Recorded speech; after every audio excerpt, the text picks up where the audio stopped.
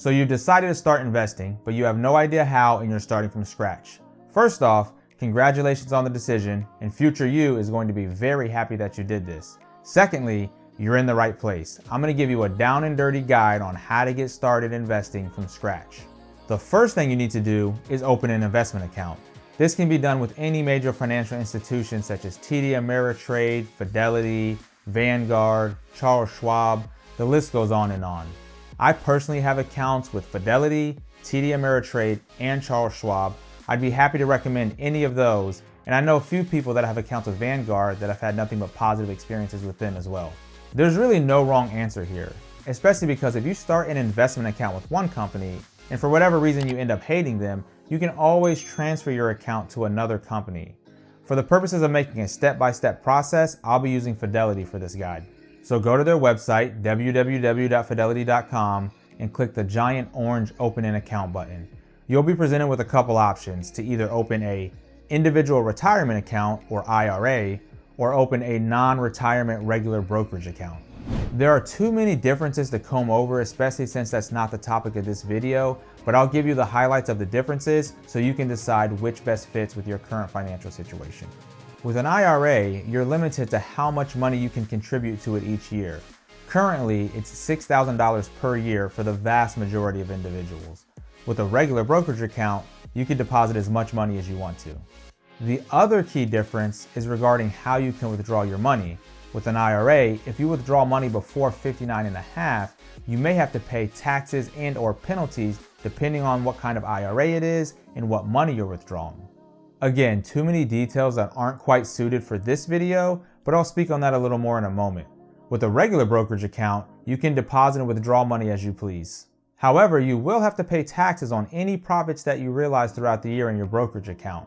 If you hold the investments longer than 1 year, then they're considered long-term capital gains, and that tax rate is generally 15% for most people. If you hold the investments for less than 1 year, then you pay short-term capital gains, which is generally whatever your tax rate is. So for example, if you buy some Tesla stock and then you hold it for a little over a year and then you sell it and you make $1,000 in profits, you're gonna have to pay 15% or $150 in taxes on those profits. On the other hand, if you had held your Tesla for less than a year, say 11 months, and then sold it and took a profit of $1,000 and your regular income tax bracket was 20%, then you'd have to pay 20% on that, or $200 on your $1,000 in profits. So as you can see, capital gains taxes definitely favor long-term investing. You should always do your due diligence before making these investment decisions. But if it were me, I would open an IRA account. Investing is a marathon, and the longer you hold your investments, the more compound interest you're going to benefit from. If you decide to go with an IRA, you'll have to make one more decision between a traditional IRA and a Roth IRA. I'll highlight the differences here. The first major difference is that the contributions made to a traditional IRA are pre-taxed. So for example, you could have that money sent directly from your paycheck to your financial institution before your taxes are taken out. With a Roth IRA, your contributions are with after-tax money, so the money that you actually bring home, you would use that to make contributions to your IRA account. The second major difference is how taxation works at withdrawal time. With a traditional IRA, you have to pay taxes on all the money you withdraw from the account in retirement. With a Roth IRA, every penny in the account, including all your growth and gains, are tax-free. So it's kind of like choosing to pay taxes now or pay taxes later. Again, not investment advice, but if it were me, I would open a Roth IRA for a few reasons. Firstly, if you plan to hold your investments until retirement, a large portion of your account is going to be growth. If you had a traditional IRA and you had $500,000 invested in it at retirement and you had to pay 15% when you withdrew the money, that'd be a $75,000 tax bill. With a Roth IRA, you'd be able to withdraw that entire $500,000 tax-free, having already paid taxes on the money that you originally contributed. Another benefit of the Roth IRA is that you can always withdraw your contributions even before 59 and a half with no taxes and no penalties. With a traditional IRA, you'd have to pay taxes on your withdrawal and a 10% penalty if you withdraw the money before 59 and a half. Again, there are always exceptions, but these are the general rules. Alright, given that, make the choice on what kind of account you want to open and proceed to fill out the application. They'll ask you a bunch of personal and financial questions, very similar to opening a bank account. Once your account is open, you can set up your initial deposit, which will usually be from an ACH or a wire transfer from your bank. These initial deposits usually take 3 to 5 business days before they're available for trading in your investment account. Okay, we're almost there. Once your account is open and funded, you now need to pick an investment and buy some shares. Now, I'm not an investment advisor and I can't tell you where to invest your money.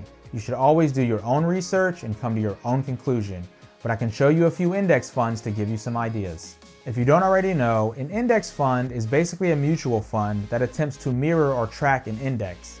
Its investment goal is to get the same return as the index that it is tracking. One of the most popular, if not the most popular indexes, is the Standard & Poor's 500, commonly referred to as the S&P 500 or just the S&P. This is an index of the 500 largest companies listed on US exchanges. So basically, it's a very good sampling of American public businesses. Historically, the S&P 500 has returned 10% per year or 7% when you adjust for inflation. Now, if you invest a few $100s per month for a couple of decades at 7%, you're going to end up with a very sizable retirement account. I covered this more in my compound interest video. That link is in the description. So let's take a look at a couple of S&P 500 index funds. First up is the Fidelity 500 fund, whose symbol is FXAIX. When looking at an investment, you want something with low expenses and fees and a long and proven track record of performance. This fund has been around since 1988 and its expense ratio, which is basically the annual fee you pay, is only 0.015%. That is only $1.50 per year for every $10,000 that you have invested, which is very low. Also, if you look at the performance of this fund, you can see how it has done compared to the S&P 500 over various time frames. As you can see, over 10 years, it's returned almost 14% per year, and it's been extremely close to the S&P 500 over every time frame. Lastly, you can also see what stocks are in the fund if you're interested. This has some big name companies you'd be familiar with, like Apple, Microsoft, Amazon, and Tesla. Next up is the Vanguard 500 ETF, which stands for Exchange Traded Fund. This is technically not an index fund, but it is extremely similar. The primary difference is that ETFs can be traded throughout the day like a stock, and an index fund only trades once per day, normally at the end of the day. I'm showing you this ETF instead of the regular Vanguard 500 index fund because the index fund version has a minimum investment of $3,000. But with the ETF, you only need to purchase one share, which is currently $384. And many companies allow you to buy fractional shares of ETFs now, so your initial investment could be as low as $1. The Vanguard 500 ETF, whose symbol is VOO, has an expense ratio of 0.03% or $3 annually per $10,000 invested.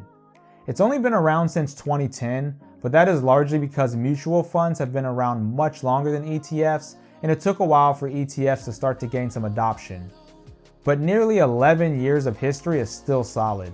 Similar to the Fidelity Index Fund, its performance over the past 1, 3, 5, and 10-year periods has been very close to the S&P 500 performance.